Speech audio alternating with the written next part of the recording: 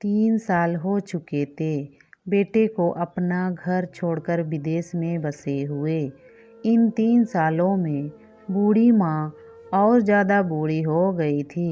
75 बरस की उम्र में सुलोचना देवी की याददाश्त काफ़ी कमज़ोर हो जा रही थी।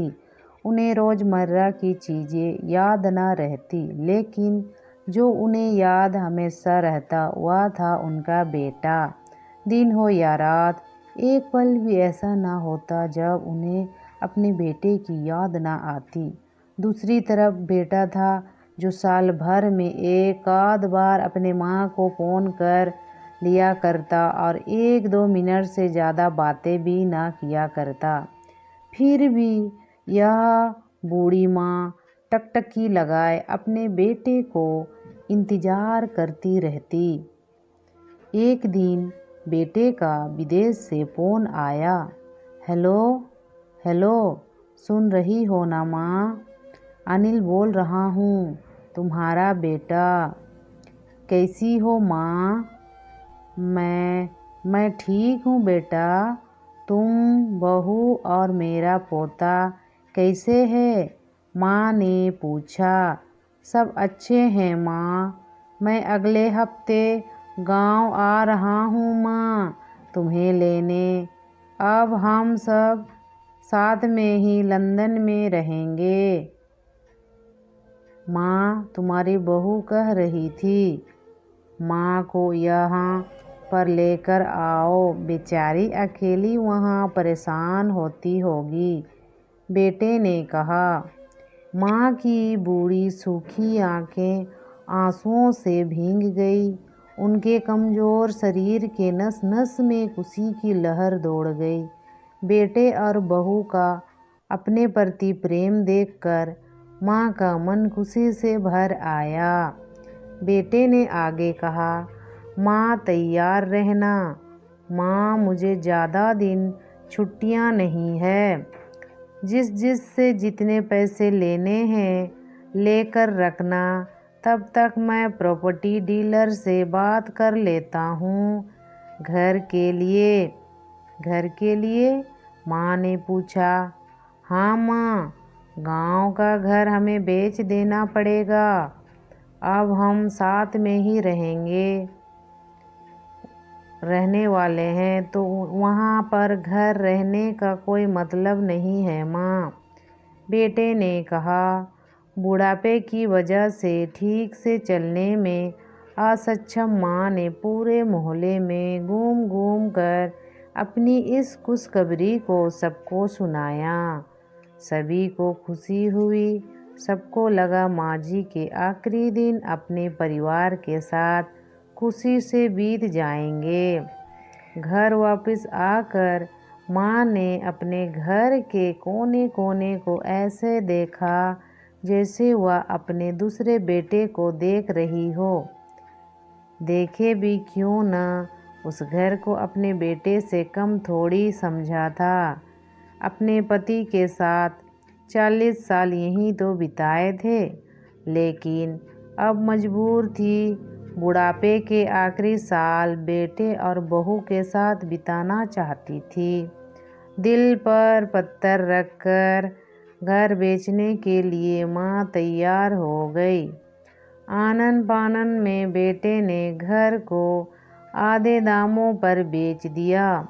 माँ ने ज़्यादा नहीं, लेकिन जिन चीज़ों से दिल लगा था उन चीज़ों को समेटा और बेटे के साथ टैक्सी में बैठकर एयरपोर्ट के लिए चली गई। एयरपोर्ट पर आकर बेटे ने माँ से कहा, माँ, तुम यहाँ बेंच पर बैठो, मैं सामान और बोर्डिंग पास की जांच करा कर आता हूँ।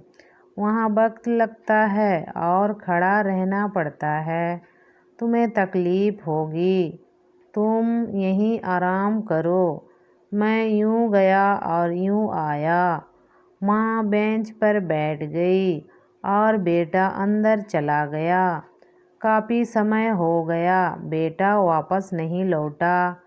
माँ सोचने लगी, ज़्यादा भीड़ होगी इसीलिए देर लग रही होगी। अंधेरा होने को आया। अब तो लोगों की चहलकदमी भी कम होने लगी। माँ को अब चिंता होने लगी। एक कर्मचारी ने आकर पूछा, किससे मिलना है माँ जी आपको? यहाँ पर क्यों बैठी हैं? डरती हुई आवाज़ में सुलोचना देवी बोली, मेरा बेटा अंदर सामान की जांच कराने गया है। लंदन जा रहे हैं हम। क्या नाम है माँ जी आपके बेटे का? कर्मचारी ने पूछा। अनिल नाम है मेरे बेटे का, सुलोचना देवी ने बताया। कर्मचारी अंदर गया और थोड़ी देर बाद बाहर लौटा।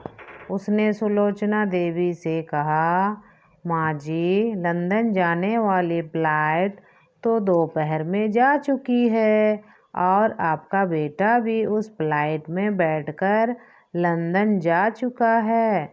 अब आपके यहाँ बैठने का कोई मतलब नहीं है। आप भी अपने घर चले जाइए। क्या जा चुका है? और मैं घर? माँ की आंखों से आंसू के सैलाब उठने लगे। जैसे तैसे माँ घर पहुँची तो अब उसका था ही नहीं, बिक चुका था। वो वहीं बरमादे में तुलसी के पास सो गई। घर के नए माल को दया आई तो एक कमरा किराए से उसको दे दिया। पेंशन के पैसों से खाना और किराए का बंदोबस्त हो जाता था।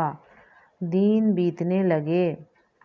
कुछ दिनों बाद घर के नए मालिक ने सुलोचना देवी से कहा, माँ जी, आप अपने रिश्तेदारों के यहाँ जाकर क्यों नहीं रहती? इस उम्र में आपके लिए यहाँ अच्छा तो होगा, लेकिन अगर मेरा बेटा वापस आया तो उसका ख्याल कौन रखेगा? अपना ख्याल रखना बिल्कुल नहीं आता। मैं कहीं नहीं जाऊंगी, क्या पता कब उसे मेरी ज़रूरत पड़ जाए, माँ ने कहा। दोस्तों, सच बता रहा हूँ, माँ की ऐसी बातें सुन मेरी आंखों में आंसू आ गए। किसी ने सच ही कहा है, पूत का पूत हो सकता है लेकिन माता कभी कुमाता नहीं होती। दोस्तों, आप सभी से हाथ जोड़कर विनती करता हूँ, अपने माता पिता की जितनी हो सके सेवा करना, उसके साथ कभी बुरा बर्ताव मत करना। थैंक यू दोस्तों। अगर इसी तरह की कहानियों को सुनने के लिए मेरे यूट्यूब चैनल को सब्सक्राइब कर लें और बेल नोटिफिकेशन ऑन कर दें। थैंक यू दोस्तों।